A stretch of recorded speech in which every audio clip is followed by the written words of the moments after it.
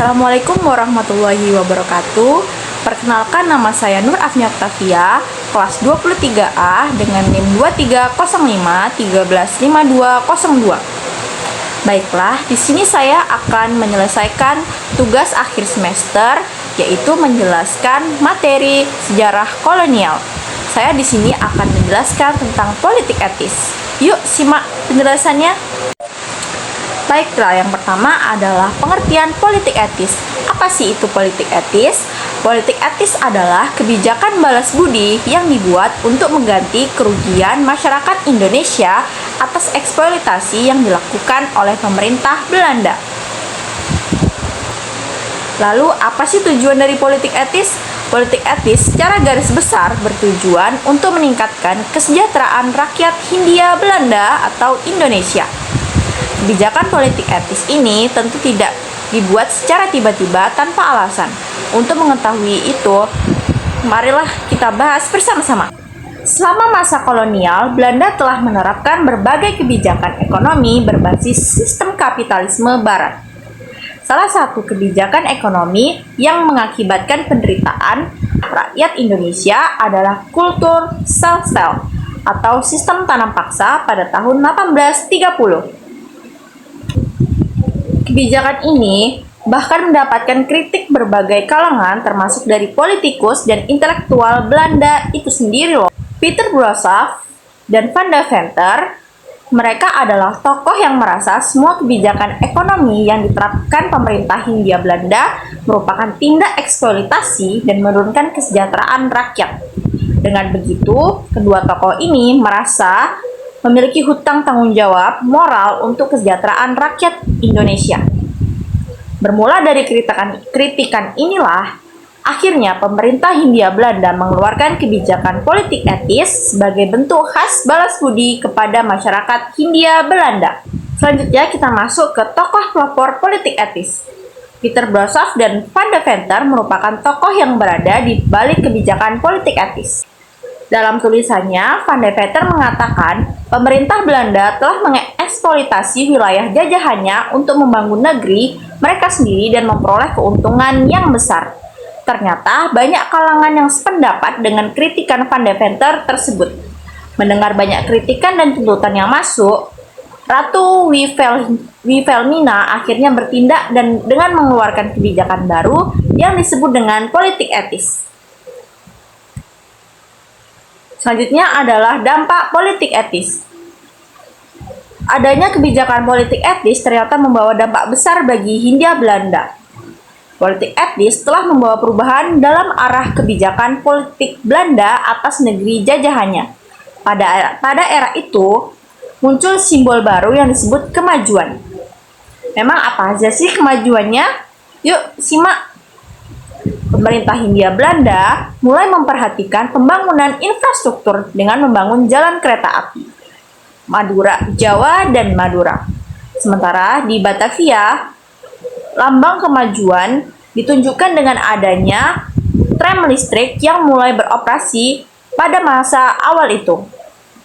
Tak hanya itu, di bidang pertanian, pemerintah Hindia Belanda mulai membangun irigasi atau sistem pengairan sebagai bentuk pemenuhan kebutuhan pangan. Selain itu, sebagai upaya memeratakan kepadatan penduduk Hindia Belanda, pemerintah melakukan emigrasi di perkebunan daerah Sumatera. Lalu selanjutnya adalah program dari politik etis. Program pertama adalah irigasi. Salah satu program politik etis adalah irigasi. Di dalam program ini, pemerintah Hindia Belanda melakukan beberapa pembangunan fasilitas. Pembangunan tersebut digunakan untuk menunjang kesehatan dari masyarakat Indonesia. Diberikan sarana dan juga prasarana untuk mendukung aktivitas pertanian, meliputi pembuatan waduk, perbaikan dan sanitasi, jalur transportasi untuk mengangkut hasil tani, dan sebagainya.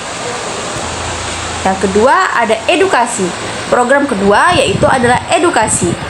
Program ini dilakukan untuk meningkatkan kualitas sumber daya manusia di Indonesia. Selain itu, ditingkatkan pula upaya untuk mengurangi angka buta huruf di masyarakat. Dimulai dengan pelaksanaan pengadaan sekolah untuk rakyat. Akan tetapi, Berdasarkan penjelasan dari buku Soeharto di dalam buku Sejarah Pergerakan Nasional dari Budi Utomo sampai Proklamasi 1908 sampai 1945, hanya kaum laki-laki saja yang boleh mengenyam pendidikan pada masa itu, sedangkan kaum perempuan hanya belajar di rumah saja.